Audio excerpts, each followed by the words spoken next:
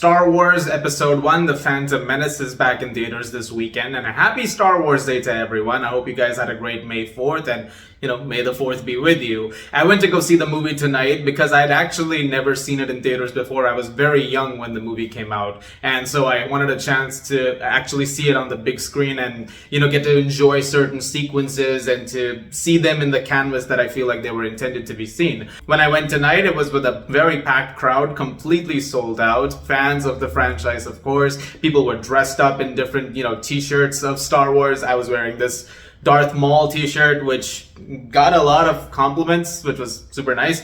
And, a lot of people had shown up like that. Some people showed up in Jedi robes. A couple of people had lightsabers. It's always great whenever these re-releases with like these fan events kind of things happen, because you always get a chance to see people, really go all out when it comes to showing the love for something. I remember last year when Return of the Jedi came out and same thing happened. People were dressed up like Darth Vader or the Emperor or Luke Skywalker. Everyone had lightsabers. There were a couple of people having a lightsaber fight in the lobby, and I always live for things like this. Going in tonight though, this is a movie that has had such an interesting legacy that it makes for a revisiting video more than ever, because even me, when I first watched the movie, I think there were certain things that I did not gel with and I had issues with, and I'm sure that most people will agree that there are a lot of problems with the Phantom Menace. But I remember when it first came out, to the point that so many people did not like the movie that it became a point of contention and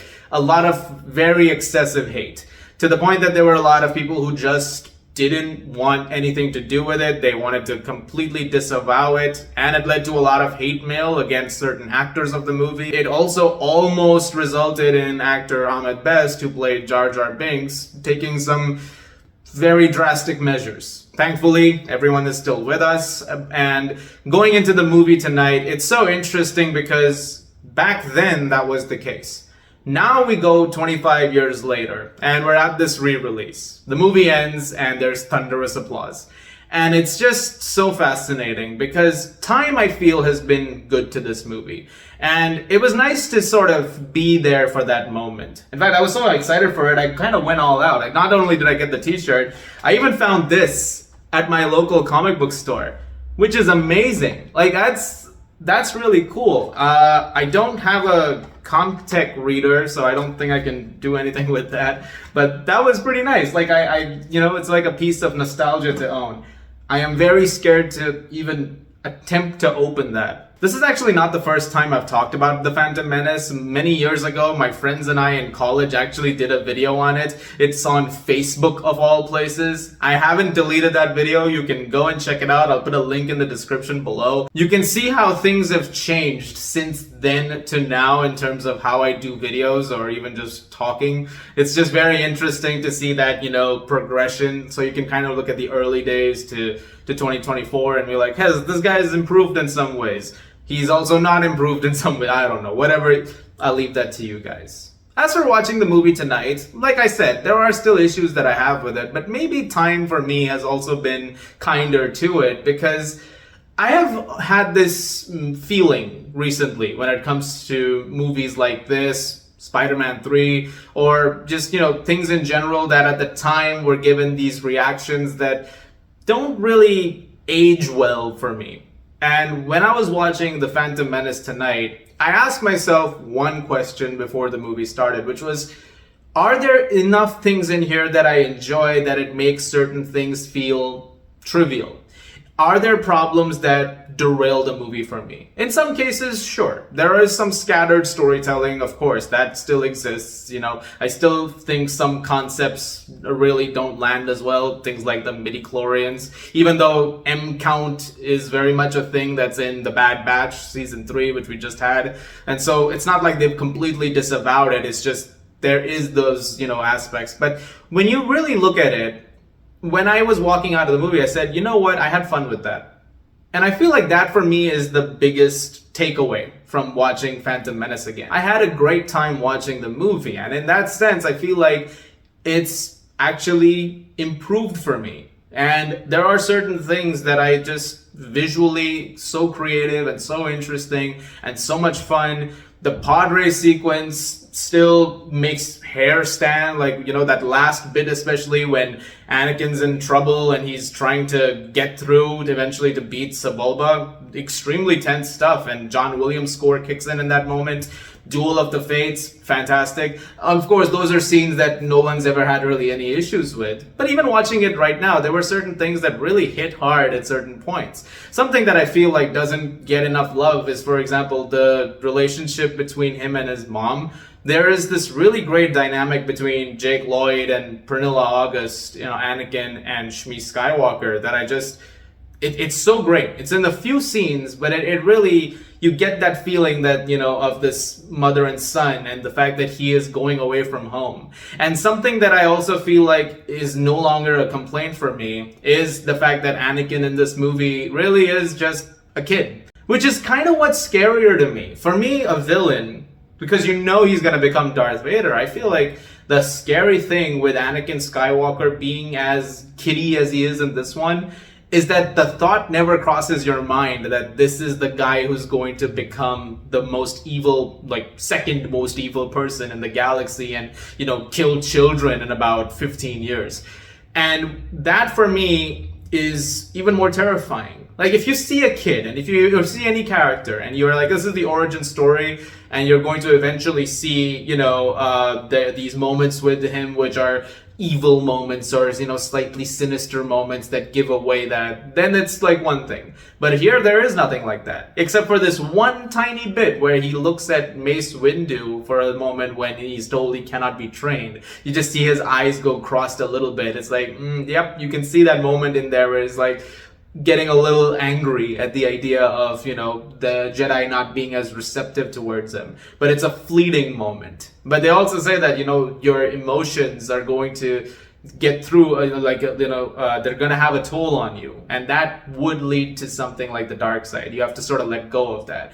Which also, the Jedi way of things is just, the hubris of that is what led to everything. And so certain things really don't stand. I feel like the prequels have been nice in that regard because you go back to them, and especially now with certain bridges which are formed with things like the Clone Wars and stuff, I feel like there is this great picture with them, and so now you're able to kind of see them as this cohesive story that all of those installments work pretty well. I still think Attack of the Clones is my least favorite Star Wars movie, but I do think there are moments in it that, do have more of an impact, just when you look at the grand scheme of things, which I do appreciate that for.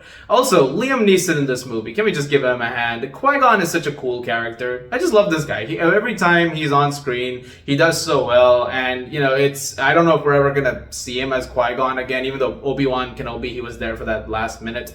But it was really nice to just, revisit that character again, because he's just a really cool character, and he's a really, he's the kind of character, he comes on and you feel like there's an immediate trust that's formed. Natalie Portman as Padme. This was a fun one for me because this time I played a bit of a game, which was, how many times do you see Natalie Portman as Padme, as the queen, and then how many times do you see the decoy in the makeup? And that's Keira Knightley. So this time was fun because there were a few moments where you could very clearly tell it was Natalie Portman through the makeup, and then there were moments where you could clearly tell it was Keira Knightley, and in the side you could see Padme, and of course once that was there then it gave it away. But it was just really fun because they both actually do look so similar and sound so similar at times that it's just jarring to watch. In fact, it isn't until the big reveal happens with her that you really see the difference, and it goes, oh, okay, I feel like this is where the makeup kind of stops being subtle and is like, just to be clear, decoy, real one. Okay, great.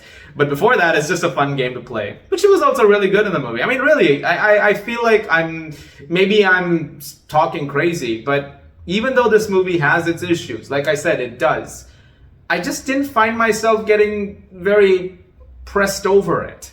Even Jar Jar, which, to be honest with you, never hated the character. I had issues with the character. Yeah, I think it's a little much, but he's not that bad. I mean, he's fine.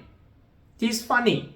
He has his moments of levity. Like, there's a couple of moments where I genuinely was chuckling at stuff that he was saying and doing, and I think, when you look at it like that, it's just even crazier to imagine that things got so bad with conversations about him that any kind of, ill-advised thoughts came into play.